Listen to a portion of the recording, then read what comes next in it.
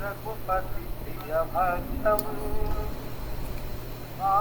जातम नमामि।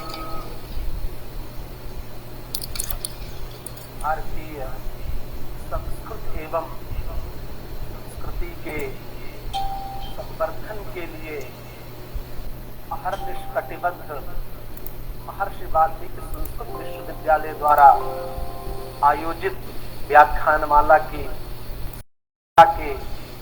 चतुर्थ दिवस में आप सभी का मैं रामानंद मिश्र हार्दिक स्वागत एवं अभिनंदन करता हूं।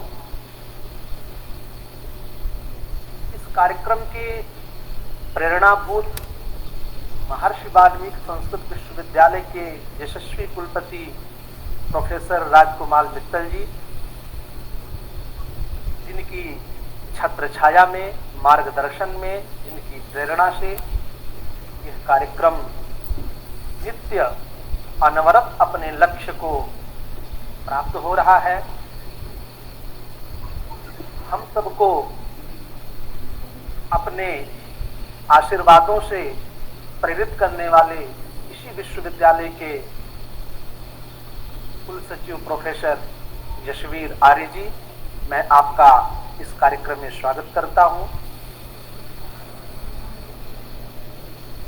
महर्षि वाल्मीकि संस्कृत विश्वविद्यालय के विभाग को सुचारू रूप से संचालित करने वाले साहित्य विभागाध्यक्ष डॉक्टर जगत नारायण जी, सर मैं इस कार्यक्रम में पधारने के लिए आपका हार्दिक स्वागत एवं अभिनंदन करता हूं। एवं व्याकरण विभागाध्यक्ष डॉक्टर सुरेंद्र जी, सर मैं आपका भी तहे दिल से स्वागत करता हूं, जो आपने अमूल्य समय निकालकर हम सबको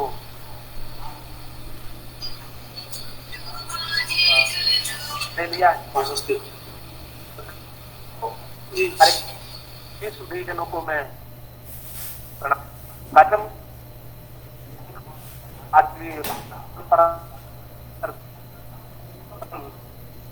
विश्वविद्यालय के ज्योतिष आचार्य शर्मा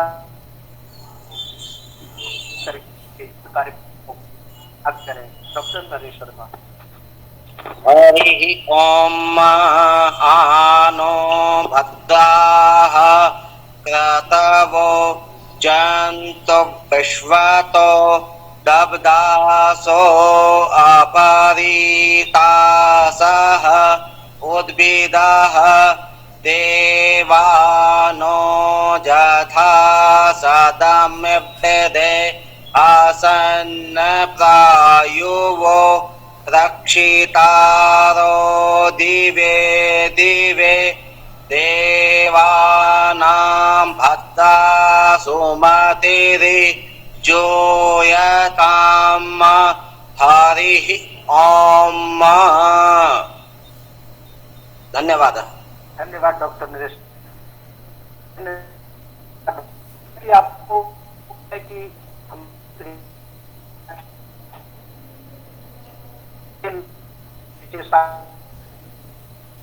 विश्वविद्यालय के आर्य सबको कर आज हमारे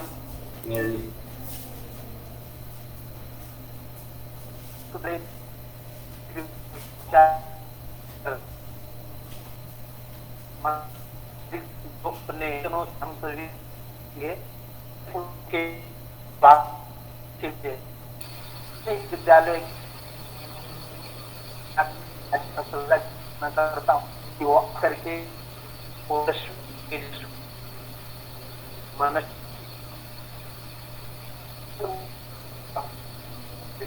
सकते हैं।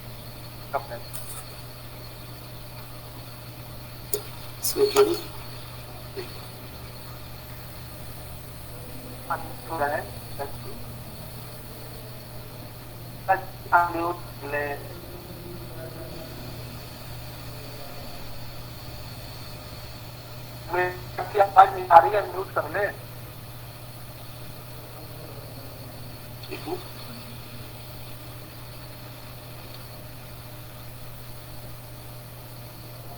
मिला ही आपकी आवाज अनम्यूट हो लें। मेरी आवाज नहीं पहुंच रही है।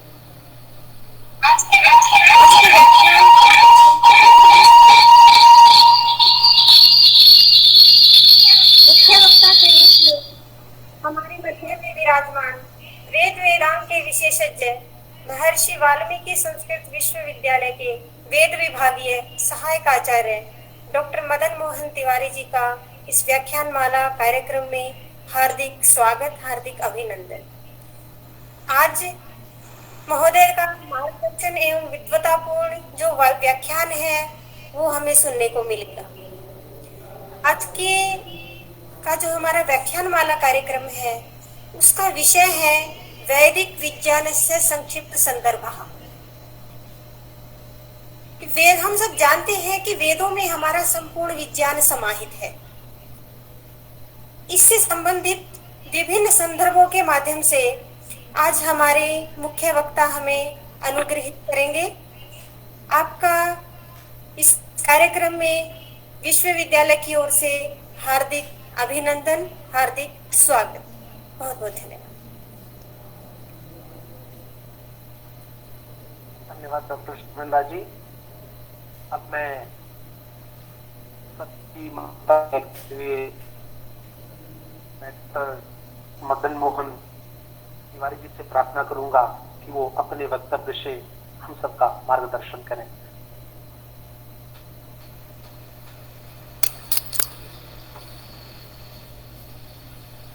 यां मेधां देवगणः पितरश्चोपासते तया मामद्य मेधयाग्ने मेधाविनं कुरु स्वाहा सक्तुमिव तित उना पुनन्तु यत्र धीरा मनसा वाचमक्रत अत्रा सखायः सख्या निजानते भद्रैः सा लक्ष्मीर्निहितादिवाची।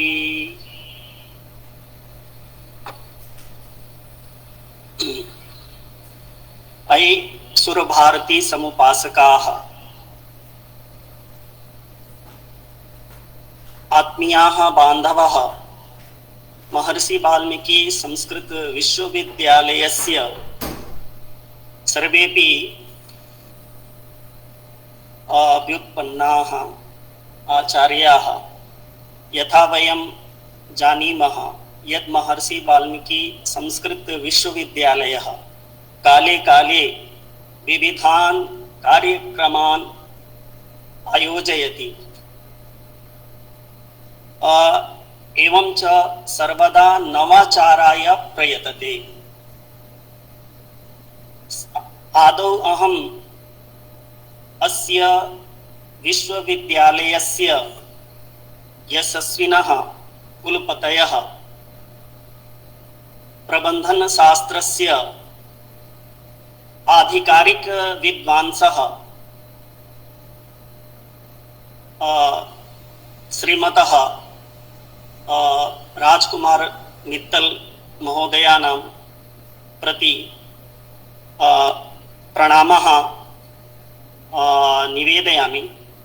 अनन्तरं पुनश्च अस्य विश्वविद्यालयस्य कुशल प्रशासकः अथ च विश्वविद्यालयस्य कुलसचिव महाभागाः श्रीमन्तः प्रोफेसर यशवीर आर्य महोदयाः नाम प्रति अपि स्वकीयं प्रणामः निवेदयामि। ते संस्कृतभारत्याः उत्तरक्षेत्रस्य सम्पर्कप्रमुखस्य दायित्वमपि निर्वहन्तः सन्ति, अथ च अस्य विश्वविद्यालयस्य कुलसचिवपदमपि अलङ्कुर्माणः सन्ति। एतेषां महोदयानां कृते अहं स्वकीयं प्रणामाञ्जलिं निवेदयामि। पुनः एतादृशेभ्यः सर्वेभ्यः विद्वद्भ्यः सादरं नमो नमः अस्य मदनमोहनस्य। मम विषयः वर्तते वैदिकविज्ञानस्य संक्षिप्तसन्दर्भः। अत्र मन्ये सर्वेपि योजिताः सन्ति, श्रोतारः अतिथयश्च। तेषामपि हम सादरं नमस्कारान् निवेदयामि। अस्माकं छात्राः अपि योजिताः सन्ति, अतः सर्वेषां सौकर्याय राष्ट्रभाषया वच्मि। विषयः वर्तते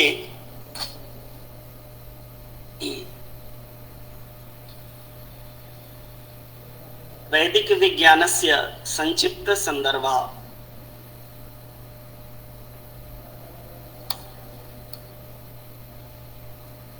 अत्र पीपीटी द्वारा किञ्चित् प्रयासः कृतः वर्तते।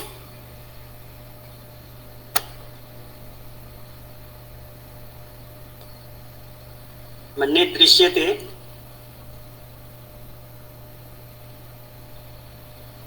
हरि ओम्। आं दृश्यते महोदय, दृश्यते।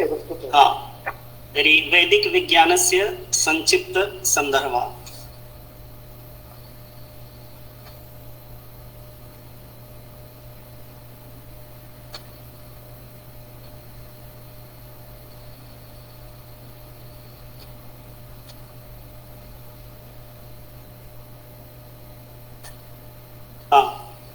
देववाणीं नमस्कृत्य ततः गुरून् अन्नपूर्णां सदा नौमि विश्वनाथं मुहुर्मुहुः। काशीस्थः मम मित्राणि गुरवः आत्मीयस्तथा मङ्गलम् आशीर्वादस्तु भवदीयः स्युः मे सदा। महर्षि वाल्मीकि नाम्ना विश्वविद्यालयो अयं संस्कृते नवचाराय प्रयतते विविधैः बुधैः। सर्वप्रथमं सबसे पहले वेद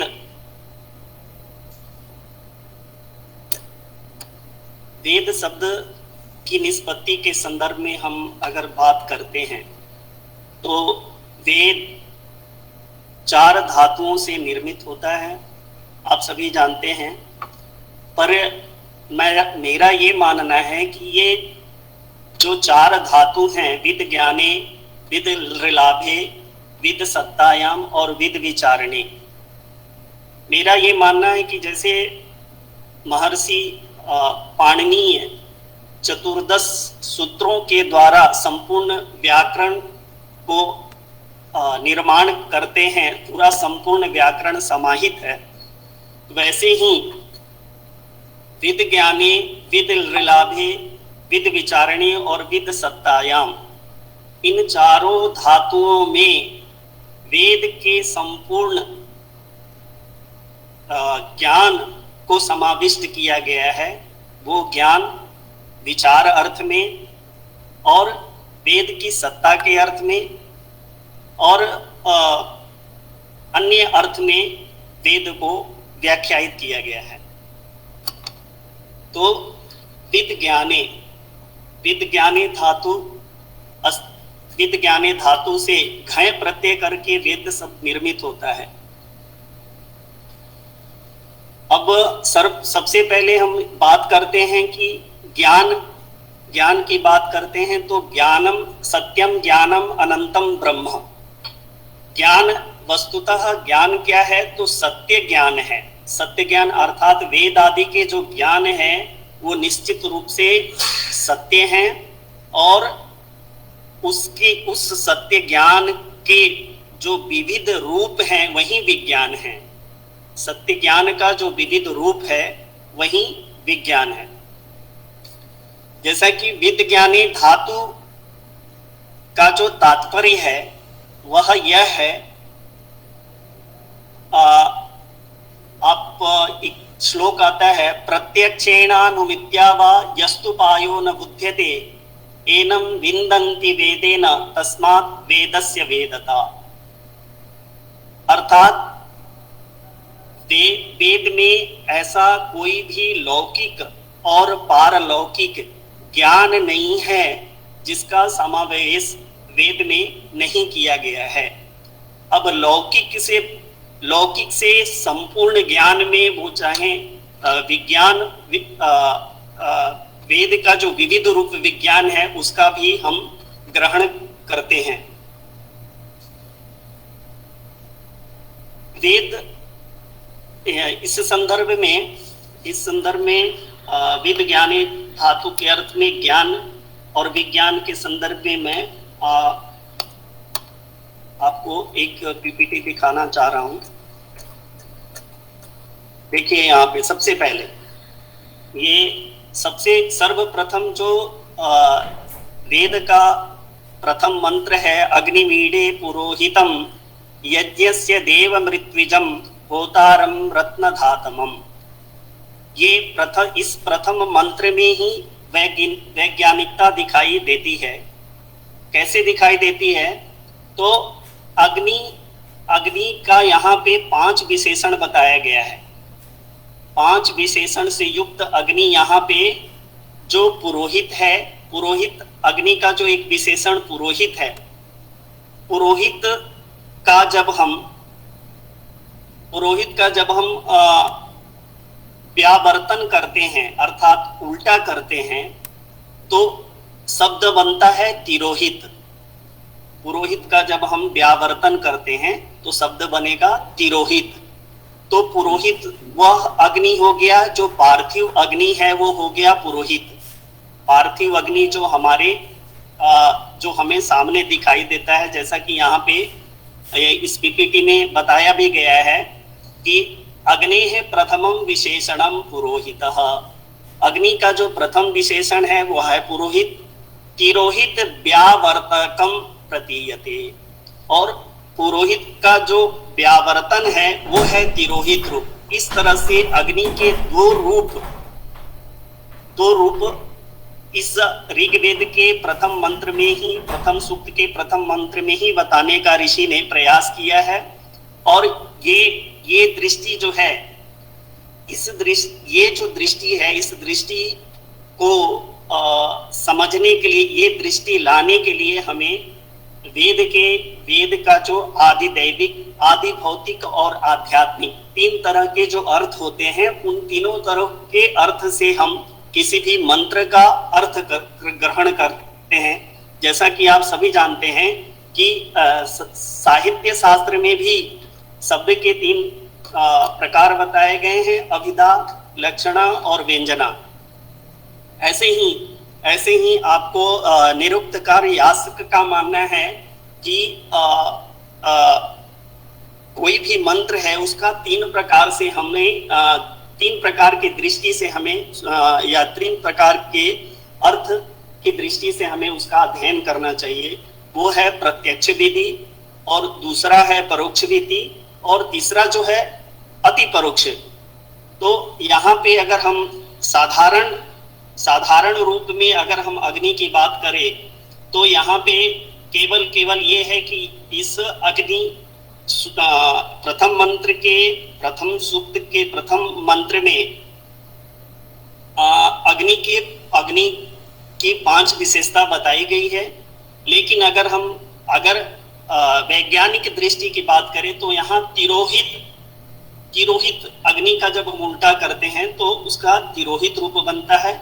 इस प्रकार अग्नि द्विविधम स्वरूपम दृश्यते। इस प्रकार से अग्नि का जो है 2 रूप दिखाई देता है। अग्नि का 2 रूप कैसे दिखाई देता है? तो एक तो पुरोहित रूप और तिरोहित रूप। तिरोहित मतलब होता है छुपा हुआ, तिरोहित का मतलब होता है छुपा हुआ रूप। तो छुपा हुआ रूप अग्नि का क्या है? तो अग्नि के जो छुपे हुए रूप हैं, अग्नि के जो प्रत्यक्ष रूप हैं, वो अंतरिक्ष में जो बिजली जो कभी कभी हमें दिखाई देती है वो तिरोहित रूप है। और ऐसे ही द्युलोक में भी जो सूर्य रूपी जो अग्नि है वो प्रत्यक्ष रूप है। इस तरह से अग्नि का 2 रूप हमें दिखाई देता है, पुरोहितम तिरोहितं रूपम चेति। पुरोहितम इत्यनेन सर्वेषां पुरतः, पुरोहित का यहाँ पे जो है अर्थ किया जाता है कि सर्वेषां पुरतः समक्षः स्थितः पार्थिवाग्निरेव, जो सबके समक्ष अर्थात इस लोक में जो हमारे साथ में यज्ञ में जो समिधा का ग्रहण करने वाला है अग्नि, और जो हमें प्रत्यक्ष रूप में पार्थिव अग्नि दिखाई देता है वो है पुरोहित रूप, वो सबके सामने दिखाई देता है। और तिरोहित रूप जो अग्नि है वह है अप्रत्यक्ष, जो प्राण रूपेणान्तः विलीनम सर्वेषां पदार्थानां अनुप्रविष्टं च भवति। जो तिरोहित रूप अग्नि है वह तिरोहित रूप अग्नि हम सभी जीवों के इस भूत, ये जो सारे जीव हैं इन सभी जीवों के अंतः हृदय में या ये कहिए शरीर में निलीनम सर्वेषां अनुप्रविष्ट, सब में प्रविष्ट होकर के वो तिरोहित रूप में अग्नि विद्यमान रहता है। फिर इसी बात का समर्थन या परिपुष्टि करते हुए भगवान श्रीमद् भगवत गीता में कहते हैं, अहम वैश्वानरो भूत्वा प्राणिनां देहमाश्रितः प्राणापान समायुक्तः पचाम्यन्नम चतुर्विधम। तो इस तरह से यहाँ पे जो हमें एक वैज्ञानिक दृष्टि जो हमें देखने को मिली है वो ये है कि अग्नि जो है वो प्रत्यक्ष रूप में तो दिखती है, वो पुरोहित है, और जो अप्रत्यक्ष रूप में जो सभी जीवों के अंदर प्राण अपान समान उदान और व्यान के रूप में जो हमारे शरीर के अंदर कार्य जिस अग्नि के द्वारा किया जाता है वह अग्नि जो है तिरोहित रूप अग्नि है। ऐसे ही हमें अंतरिक्ष लोक और द्युलोक में अग्नि के स्वरूप को समझना चाहिए। अब हम बात करते हैं आधुनिक संदर्भ की बात करते हैं। आधुनिक संदर्भ की अगर हम बात करें, देखिए आधुनिक संदर्भ की हम बात करते हैं। देखिए एक शब्द है हृत, आपने हृत शब्द से हृदय शब्द निर्मित होता है, हृत शब्द से हृदयम ये शब्द बनता है, हृत से बनता है हृदयम। अब हृदयम इसका उल्लेख ऋग्वेद में दशम मंडल के 10वें सूक्त के 12वें मंत्र में अभिप्रेति निर्धाह हृत सुशोकै रंधेना मित्रास्तमसा सचंताम, ऐसा मंत्र आया है जहां पे हृदय के लिए हृत बहुवचन में हृत सु ऐसा प्रयोग मिलता है। अब यहाँ पे जो वैज्ञानिक दृष्टि है वो उस वैज्ञानिक दृष्टि का जो आधुनिक परिप्रेक्ष्य में मतलब उसका रेलिवेंट जो हमें समझना चाहिए वो हम उसको ऐसे समझ सकते हैं। देखिए जैसे कि वेद जो है, वेद में या संस्कृत भाषा में ऐसे बहुत से शब्द हैं जिससे अरबी भाषा, ईरानी भाषा और लैटिन भाषा संपोषित और संवर्धित होती हैं, जिसका एक प्रत्यक्ष उदाहरण आप यहाँ पे देख सकते हैं।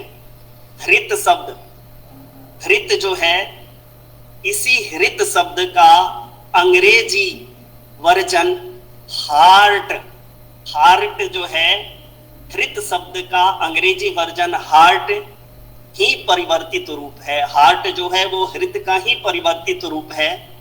अब हृदय शब्द के बारे में या हृदय के बारे में 17वीं शताब्दी में विलियम हार्वे नाम के एक अनुसंधाता हैं,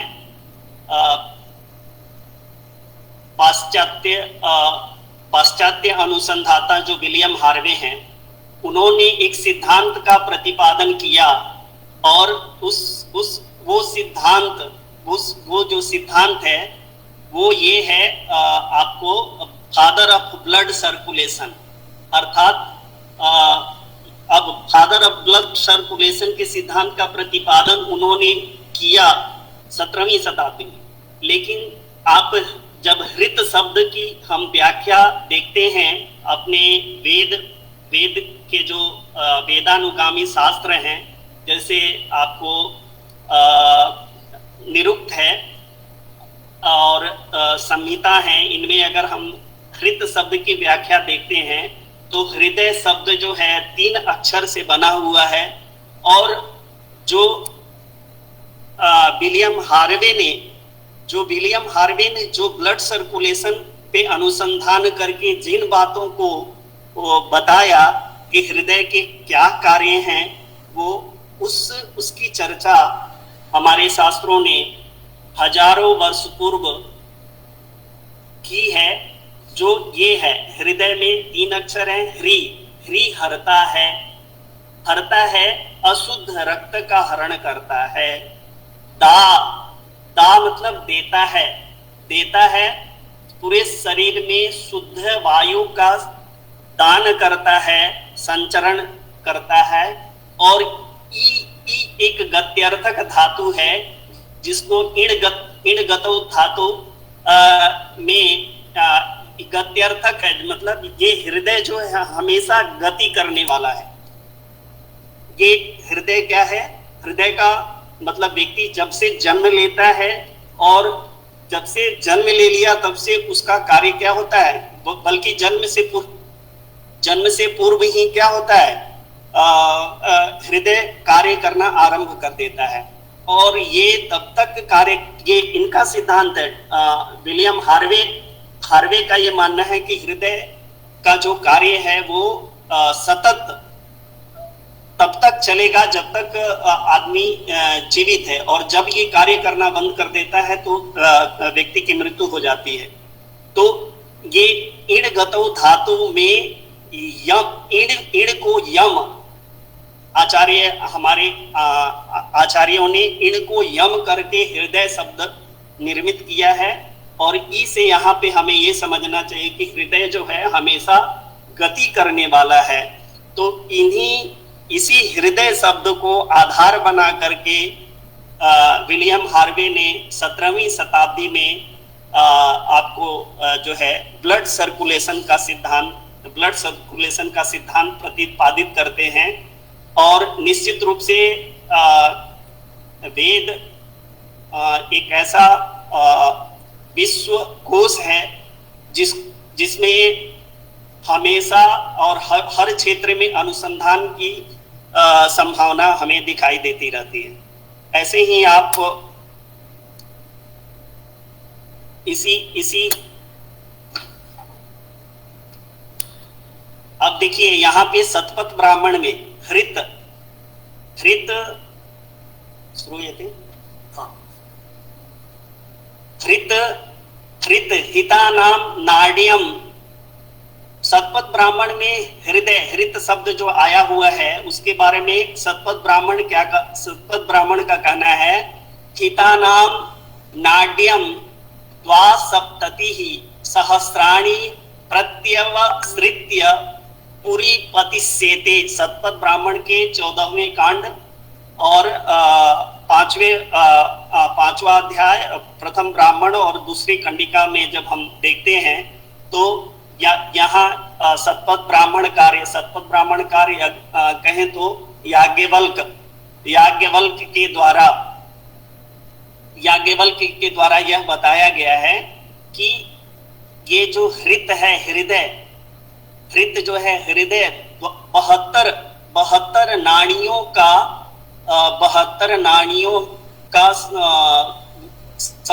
वो करती है, पुष्टि करती है। 72 नाड़ियों को पुष्टि मतलब उनको जो है जीवित रखती है। किससे? तो शुद्ध रक्त के प्रवाह से उनको जीवित रखती है, ऐसा बताया गया है। ऐसे ही आपको बृहदारण्यक में बताया गया है ऐसा प्रजापतिर्यद, और बताया गया है हृदय। देखिए बहुत आश्चर्यजनक बात है कि बताया गया कि हृदय जो है प्रजापति है, ये सब प्रजापति, ये हृदय जो है वो क्या है, प्रजापति है। यद हृदयम नेतद ब्रह्मैव तद, और ब्रह्म है वह हृदय क्या है, ब्रह्म है। जैसा कि गीता में भी कहा है, अर्जुन हृदय देशे त्रिष्ठति, ऐसा करके श्लोक हमें प्राप्त होता है। तो ब्रह्मैव तद सर्वम तदेतत् त्रयक्षरमिति, ये कितने हैं, त्रिअक्षर वाला है। ये त्रिअक्षर वाला जो हृदय है वह प्रजापति है और वह ब्रह्म है। और सतपथ ब्राह्मण के अनुसार 72 नाड़ियों का वो क्या करता है, पोषण करता है। अगर वो हृदय रक्त का संचार करके उनको उन 72 नाड़ियों तक न पहुंचाए तो वो क्या हो जाते हैं, शुष्क हो जाते हैं। ऐसे ही सतपथ ब्राह्मण में जैसे ब्लड सर्कुलेशन के बारे में ये होता है कि हृदय का काम होता है पंपिंग करना, क्या करता है, पंपिंग करता है हृदय। तो ऐसे ही सतपथ ब्राह्मण में बताया है प्राणो वही समुंचनम, प्राण, उसको प्राण बोला है, हृदय प्राण के रूप में वो क्या करता है, समुंचनम। समुंचनम अर्थात उद्देष्टनम, उद्देष्टनम सिकुड़न, सिकुड़न को कहते हैं उद्देष्टनम। और प्रसारणम, प्रसारण मतलब फैलता है। तो जो प्राण है उसका, जो हृदय है या प्राण है उसका कार्य है संकुचित होना और फैलना, संकुचित होना और फैलना। इसी बात को ऋग्वेद के 10वें मंडल के 179वें सूक्त में अंतश्चरति रोचमानस्य प्राणादपानति, यह प्राण जो है वह अंतश्चरति, हृदय में संचरण करने वाला है, और प्राण और अपान के रूप में हम इसको जानते हैं। यही देखिए यहाँ जो है आद्रेसियस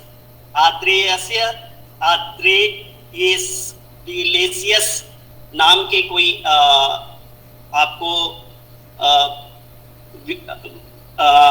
पाश्चात्य विद्वान हैं, उन्होंने जो है मानव शरीर संरचना विज्ञान से जनक है। ये मानव शरीर संरचना के मानव शरीर संरचना विज्ञान के जनक माने जाते हैं। लेकिन अगर हम बात करें भारत में, भारत जो है चिकित्सा शास्त्र का जनक माना जाता है। और इसमें इस भारत के 6ठी शताब्दी ईसा पूर्व में जो चिकित्सक हमें प्राप्त होते हैं वो हैं शल्य चिकित्सक सुश्रुत। प्रथम शल्य चिकित्सक, प्रथम जो है शल्य चिकित्सक के रूप में हमें सुश्रुत प्राप्त होते हैं। तो ये हो गया आपको विद्ज्ञानी। विद्ज्ञानी की अगर बात करें तो ऐसा कोई भी प्रत्यक्ष और परोक्ष ज्ञान नहीं है जो आपको वेद में दिखाई नहीं देता या मिलता नहीं है। कोई भी अनुसंधान हो, चाहे वो वेद में शंखनाद विज्ञान, अगर हम शंखनाद करते हैं तो वो भी एक विज्ञान है। उससे कीटाणु दूर होते हैं, रोग दूर होते हैं।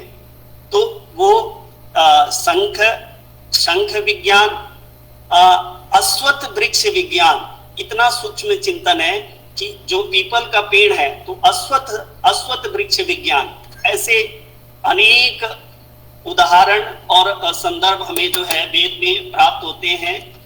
तो इसलिए वेद जो है वो है ज्ञान, और उसके विविध जो भेद हैं, उसके विविध जो स्वरूप हैं वही विज्ञान है। ये है ज्ञान, विद्ज्ञाने धातु से। और विद विचारणे की अगर बात करें तो वेद में कोई भी ऐसा प्राचीन या अर्वाचीन विचार नहीं है जिसका उल्लेख वेद में न किया गया हो।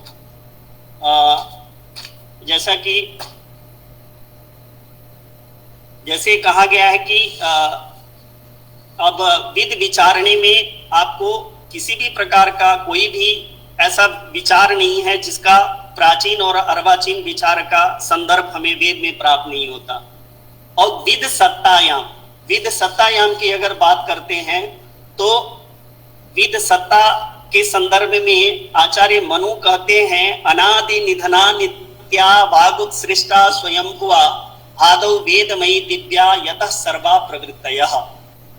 तो अनादि निधना नित्या बताते हैं, आचार्य मनु कहते हैं कि वेद जो है वेद त्रिकालाबाधित है। त्रिकालाबाधित मतलब काल उसको बाध नहीं सकता, वो भूत भविष्य वर्तमान से इतर है, कालातीत है। और जब सृष्टि लय होती है तो वो सृष्टि के गर्भ में विद्यमान होता है।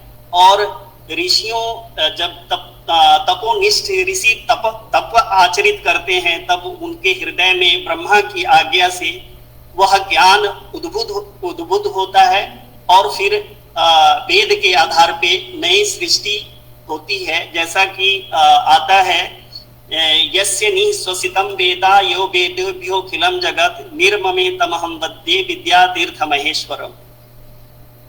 ऐसे ही आपको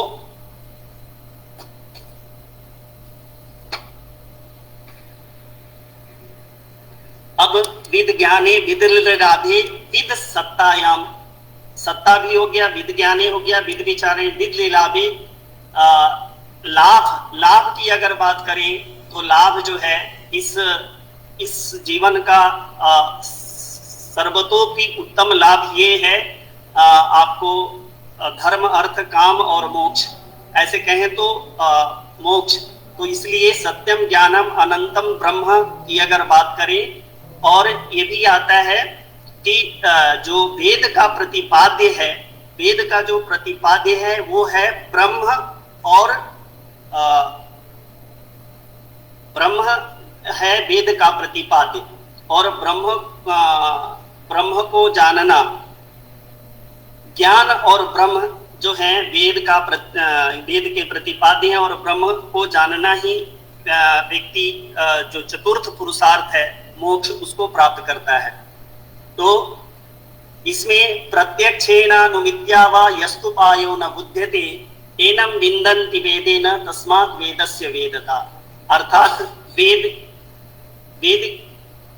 के बारे में ये भी कहा जाता है कि प्रत्यक्ष अनुमान और उपमान आदि प्रमाण से जो अगम्य है उसका भी हमें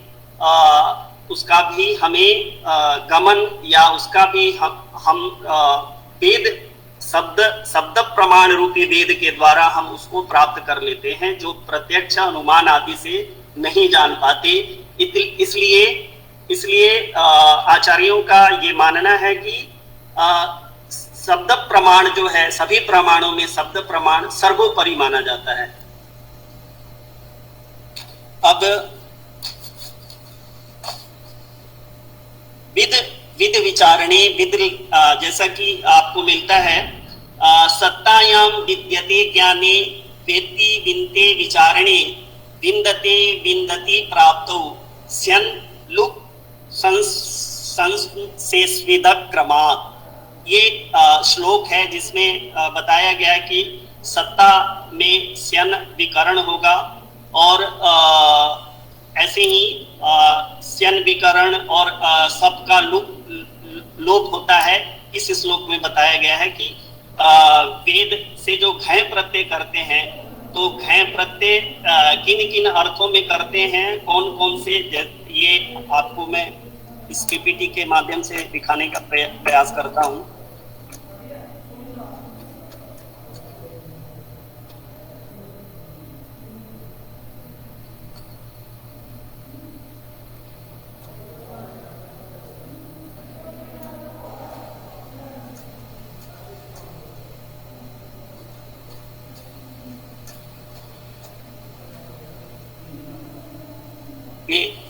ये देखिए विद ज्ञाने अदादिगणीय, अदादिगण में जो अदादिगण दूसरा गणों में जो दूसरा गण है उसमें विद ज्ञाने धातु से घय प्रत्यय है, और इसी प्रकार आपको दिवादि गण में विद सत्तायाम, जो 10 गणों में चतुर्थ जो दिवादि गण है उसमें विद सत्तायाम धातु से वेद शब्द निर्मित किया गया है, जिसकी सत्ता हमेशा विद्यमान रहती है, जिसमें ये बताया गया कि वो वेद जो है कालातीत है, कालातीत है वेद, और विद सत्तायाम विद विचारणी। और इसमें यह बताया गया कि कोई भी ऐसा विचार, प्राचीन और अर्वाचीन कोई भी ऐसा विचार नहीं है जो हमें वेद में दिखाई नहीं देता, कोई भी अनुसंधान नहीं है जो हमें वेद में प्राप्त नहीं होता।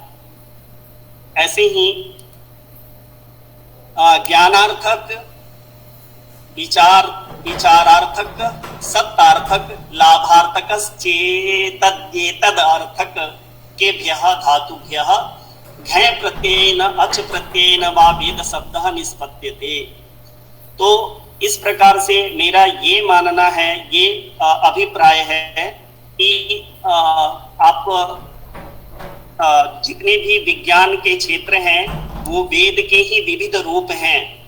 विज्ञान के जो भी क्षेत्र हैं वो वेद के ही विविध रूप हैं। अगर हम खगोल विज्ञान की बात करें, खगोल विज्ञान की जब हम बात करते हैं तो उसका जो एक अंग है ज्योतिष पूरा का पूरा खगोल विज्ञान है, जिसमें ब्रह्मांड, ग्रह, नक्षत्र, सूर्य और चंद्रमा की बात की गई है, जिसमें बताया गया है प्रत्यक्षम ज्योतिषम शास्त्रम चंद्रार्को यत्र साक्षिणो। अब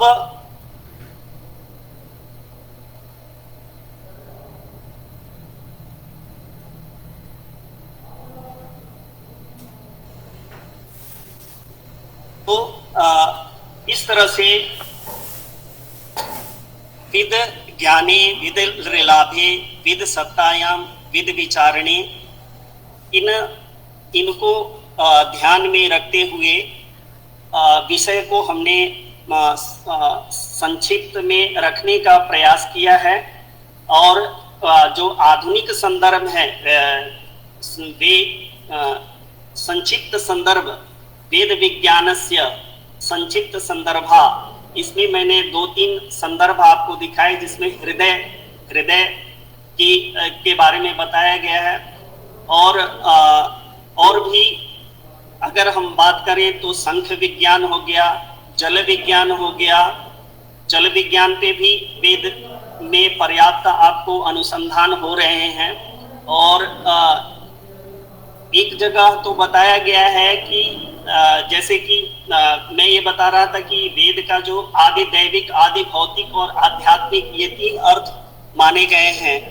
तो एक जगह एक प्रयोग है कि अग्नि हिमस्य भैषजम, अग्नि हिमस्य भैषजम एक प्रयोग है। इसके बारे में विद्वानों का ये मानना है कि अग्नि जो है शीतकाल में अग्नि औषधि के रूप में जो है कार्य करती है। पर अगर हम वेद की दृष्टि से उसका अर्थ ग्रहण करते हैं तो हमें यह देखने को मिलता है कि अग्निर्हिमस्य भैषजम, इसमें अग्निर्हिमस्य भैषजम, इसके माध्यम से हमें ये स्पष्ट होता है कि शीत, अग्निर्हिमस्य भैषजम अर्थात ठंडे प्रदेश में उत्पन्न होने वाले जो औषधियां हैं वो गर्म होती हैं। जैसे कि कश्मीर में जो केसर उत्पन्न होता है वो गर्म होता है। तो इस तरह से आपको वेद का जो दृष्टि है वह दृष्टि केवल सामान्य हो गया, अविधा के रूप में नहीं, बल्कि हर मंत्र में आपको 3 दृष्टि मिलेगी, आदि दैविक, आदि भौतिक, आध्यात्मिक। जैसा कि आपने अभी देखा कि अग्निमीडे पुरोहितम यज्ञस्य देव मृत्युजम होतारम रत्नधातमम। अब तक हम ये जानते थे कि यहाँ पे अग्नि की स्तुति की गई है, पर इसके अंदर की जो वैज्ञानिकता है, जो अग्नि पुरोहित और तिरोहित, इस 2 रूप में जो अग्नि का यहीं पे इसी मंत्र में इसी मंत्र में जो अग्नि का जो दो रूप बताया गया, तिरोहित और पुरोहित के रूप में, इसकी वैज्ञानिकता और ये कहें कि इसमें इसके अंदर जो आदि भौतिक तो सामान्य हो गया, आदि दैविक जो अर्थ है वो दृष्टिगोचर होता है, आदि दैविक। और आध्यात्मिक अर्थ तो है ही है, आध्यात्मिक सर्वप्रथम वेद का जो सर्वप्रथम अर्थ है वो है आध्यात्मिक अर्थ। इसीलिए आपको जो है यागादिरेव कर्म और जैसा कि आपको संहिता और ब्राह्मण जो है ये हो गए आपको कर्म कांड भाग, और आरण्यक और उपनिषद हो गए ज्ञान कांड। तो कर्म कांड और ज्ञान कांड हो गया ब्रह्म, और कर्म कांड हो गया यज्ञ। तो यज्ञ कर्म और ब्रह्म ही ये वेद के दो प्रतिपाद्य हैं। मुख्य प्रतिपाद्य जो है ब्रह्म का वो है यज्ञ और ब्रह्म। तो यज्ञ और ब्रह्म ये वेद के दो प्रतिपाद्य हैं।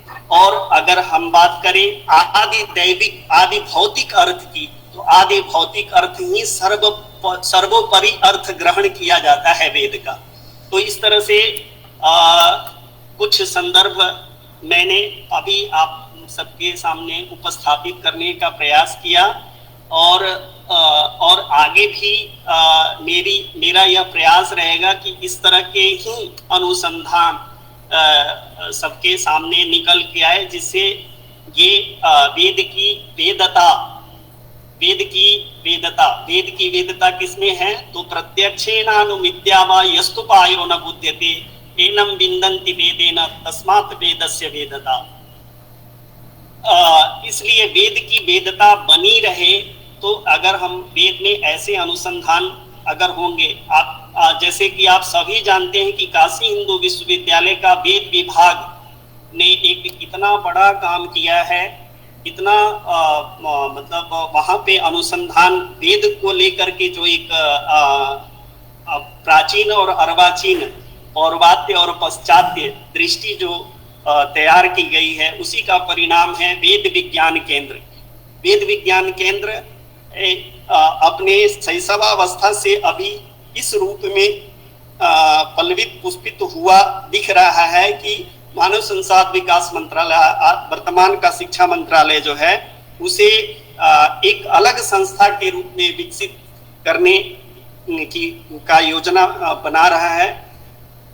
तो इस तरह से अगर हम भी वेद को लेकर के इतने सजग रहेंगे और ऐसे नए अनुसंधान अगर हमारा विश्वविद्यालय, जो कि माननीय कुलपति जी और आदरणीय कुल सचिव गुरु जी के सहयोग से ऐसे कार्यक्रम चलाए जा रहे हैं, तो निश्चित रूप से हम भी वेद विज्ञान की ओर आगे बढ़ेंगे।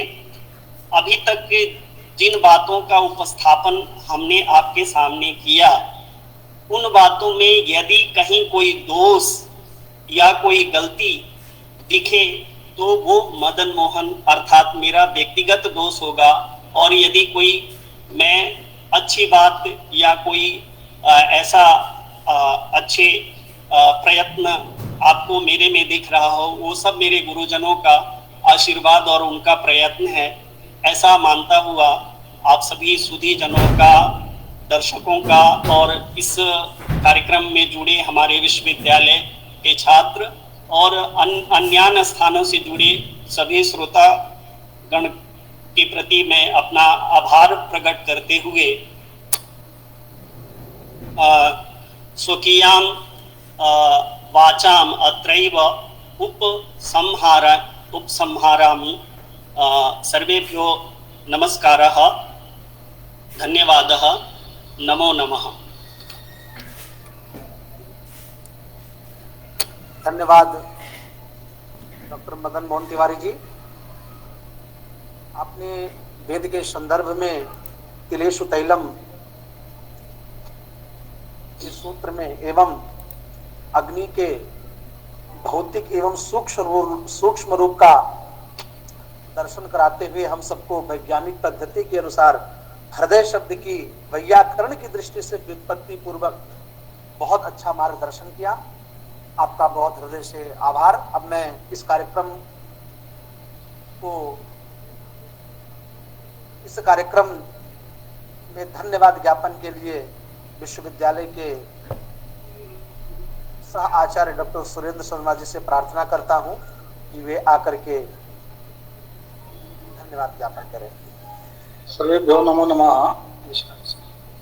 इस व्याख्यान माला के अध्यक्ष माननीय यशस्वी कुलपति डॉक्टर राजकुमार मित्तल महोदय का मैं धन्यवाद करना चाहूँगा कि जिसके अथक प्रयास से हमारा ये कार्यक्रम 10 दिवसीय व्याख्यान माला का जो आयोजन किया जा रहा है ये निरंतर अपने लक्ष्य की ओर अग्रसर है और हमारा विश्वविद्यालय भी निरंतर उनके मार्गदर्शन में उन्नति की ओर अग्रसर है।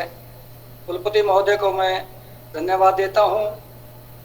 हमारे विश्वविद्यालय के कुल सचिव महोदय डॉक्टर प्रोफेसर यशवीर सिंह जी, जिसके विषय में सभी जानते हैं कि वो विश्वविद्यालय के यश को फैलाने में जिस प्रयत्न और मेहनत से लगन से लगे हुए हैं और उनके मार्गदर्शन में हम निरंतर जो है अपने कार्यक्रमों को करते रहते हैं उनकी प्रेरणा से। और आज इस कार्यक्रम के मुख्य वक्ता डॉक्टर मदन मोहन तिवारी जी का धन्यवाद करता हूं कि उन्होंने इतने सरल तरीके से सुनियोजित ढंग से वेद के अंदर जो विज्ञान है उसको बिल्कुल प्रमाणिक सटीक तथ्य हमारे सामने रखते हुए अपना व्याख्यान दिया। तो मैं आशा करता हूं कि इस व्याख्यान माला से जुड़ने वाले सभी विद्वद्गण, विद्यार्थी, आचार्यगण लाभान्वित होंगे। इस कार्यक्रम की संयोजिका डॉक्टर शर्मिला जी, सह संयोजक डॉक्टर विनय कुमार तिवारी जी, संचालक डॉक्टर रामानंद मिश्र जी का भी धन्यवाद करता हूं कि उन्होंने एक बड़े सरल तरीके से एक अपना कार्य का निर्वहन करते हुए इस कार्यक्रम को आगे बढ़ा है, कार्यक्रम का आयोजन कर रहे हैं। और कार्यक्रम में हमारा सहयोग देने वाले डॉक्टर जगत नारायण कौशिक जी, साहित्य विभाग के आचार्य हैं, उनका भी मैं धन्यवाद करना चाहता हूं कि मध्य मध्य में समय समय पर हमारा मार्गदर्शन करते हैं इसको कार्यक्रम करने के लिए। और इस व्याख्यान माला से जुड़ने वाले सभी विद्वान, संस्कृत अनुरागीगण और हमारे विश्वविद्यालय की तकनीकी टीम का भी मैं धन्यवाद करना चाहूंगा कि जिनके प्रयास से आज हमारा विश्वविद्यालय का जो यश है वो सभी ओर फैल रहा है। और अन्य विद्वद्गण, विद्यार्थीगण जो भी हमारे इस कार्यक्रम से जुड़े हैं उनका मैं पुनः धन्यवाद करता हूँ। इसी प्रकार हमारे कार्यक्रम से जुड़े रहें और भिन्न भिन्न विषयों पर विद्वानों के व्याख्यान से आप लाभान्वित होते रहें। धन्यवाद। धन्यवाद आचार्य जी। अब मैं कार्यक्रम को पूर्णता की ओर ले जाते हुए शांति पाठ के साथ इस कार्यक्रम को पूर्ण करूंगा। सभी लोग शांति पाठ करेंगे। ओम सर्वे भवन्तु सुखिनः, सर्वे सन्तु निरामयाः, सर्वे भद्राणि पश्यन्तु मा कश्चित् दुःखभाग् भवेत्।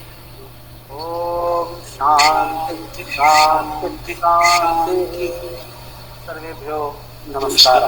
संचालक महोदय को बहुत बहुत आभार और माननीय संयोजिका महोदया, मैं नाम लेना भूल गया था, आदरणीय शर्मिला मैम और डॉक्टर विनय कुमार त्रिपाठी जी और अन्य सभी का नाम अगर छूट गया हो तो मैं माफी चाहता हूँ।